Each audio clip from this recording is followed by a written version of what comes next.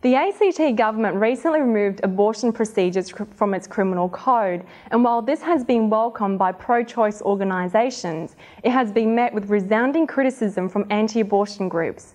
Meanwhile, local supporters of abortion are positive that Queensland's existing abortion legislation should be amended to follow in Canberra's progressive footsteps. Nicole Gundy has more.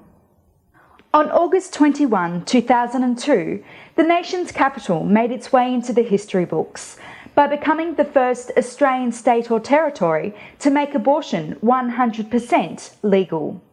However, this decision by the ACT government is surrounded by mixed reactions. Abortion provider Dr. David Grundman welcomes the move. I think it's a wonderful piece of legislation and it should be emulated by every state in this country. Dr. Grundman says the main benefit will be to abortion surgeons who would no longer risk prosecution. Nobody ought to be prosecuted in relationship to an abortion, whether it be the provider, the woman, or anybody else. I think abortion ought to be available totally outside the criminal legal system everywhere in the world. Education Officer for Right to Life Queensland, Teresa Martin, says the state's current abortion laws is the only protection in place to stop women from terminating unwanted pregnancies. Sometimes it's just the fact that it's illegal stops somebody doing something that is wrong, and in this instance it's losing the life of their child. And simply the fact that people are having sex, therefore they're going to get pregnant, therefore the end result's a baby. If they don't want the baby, they abort it. And it will be even more convenient because now there is no risk of being charged with anything at all.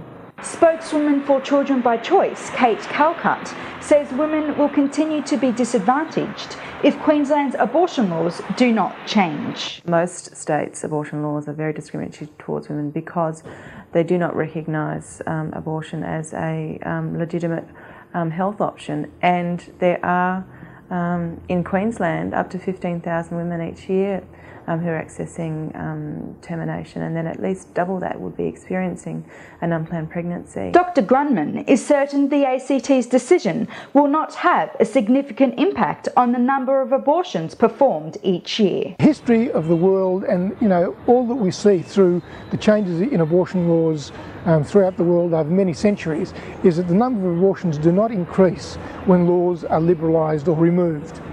What happens is abortion becomes safer. There's something like 1 abortion for every 2.5 live births. That certainly wasn't the scenario even 10 years ago. So that alone, those figures prove that it has increased. Ms Martin says there are great risks associated with abortion, including the suicide rate, which is more than 6 times higher than for women who gave birth. And that's referenced by Gisela M. et al. 1996. The article is Suicide After Pregnancy in Finland, 1987 to 94.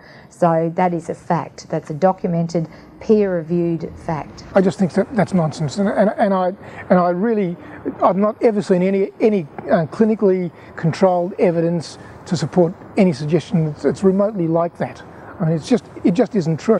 With advocates pushing for the Queensland government to follow suit on the ACT's recent decision to legalise abortion, this will continue to remain a contentious issue with pro-life supporters. This is Nicole Gundy reporting for Weekend Magazine.